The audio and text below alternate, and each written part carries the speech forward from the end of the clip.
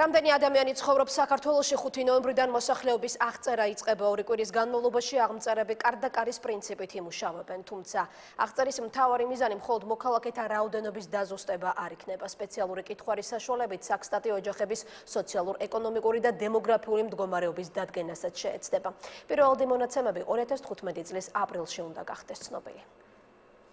კარდაკარის პრინციპით საქსტატის აღწერები წინამოსამზადებელი სამუშაოების ბოლო ეტაპზე არიან. მთელი ქვეყნის მასშტაბით სპეციალურად მომზადებული 10,000-მდე აღწერი საქართველოს მოქალაქეებს, ასევე საქართველოში მცხოვრებ უცხო ქვეყნის მოქალაქეებს და მოქალაქეობის არ მქონე პირებს აღწერის პრინციპებს აცნობენ.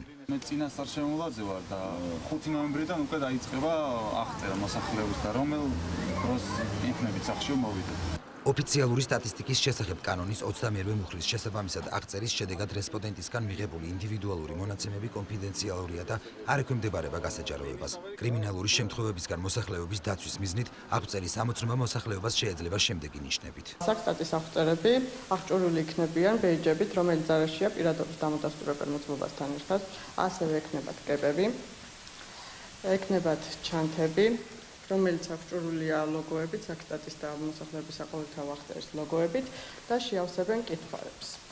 კითხვარის მეშვეობით იქნება ოფიციალური მონაცემები მოსახლეობის სოციალური, ეკონომიკური და დემოგრაფიული მდგომარეობის შესახებ. რიცხოვნობის, სქესობრივ ასაკობრივი სტრუქტურის, დასაქმების, განათლების, ჯანმრთელობის მდგომარეობის, საარსებო წყაროებისა და საცხოვრისის შესახებ.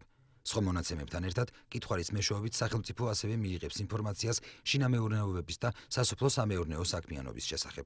ჩვენ საბოლოო ჯამში გვეცოდინება თუ რამდენი ადამიანი ცხოვრობს ქვეყანაში, გვეცოდინება სქესობრივ ასაკობრივი შემადგენლობა, დასაქმება, უმუშევრობა, ცხოვრისის პირობები, ეთნიკური წარმომადგენლობა, ასევე გვეცოდინება ჯანდაცვის და განათლების მდგომარეობა თუ როგორია ქვეყანაში და საბოლოო ჯამში ეს ყველა ინდიკატორი იმისთვის არის მნიშვნელოვანი, რომ ქვეყანამ განსაზღვროს ის პრიორიტეტები, რომელიც აუცილებელია და იგივე ბიუჯეტის დაგეგმარების დროსაც გამოიყენა. ამინდის შესაძლო გაუარესების გამო მოსახლეობის აღწერა მესტიის, ყაზბეგის, დუშეთისა და ახმეტის მუნიციპალიტეტების მაღალმთიან დასახლებებში უკვე განხორციელდა მიმდინარე წლის 15-დან 29 სექტემბრის ჩათვლით. აღწერა ქვეყნისთვის მნიშვნელოვანი არის და სათანადოდ მივაწვდით ყველა ინფორმაციას.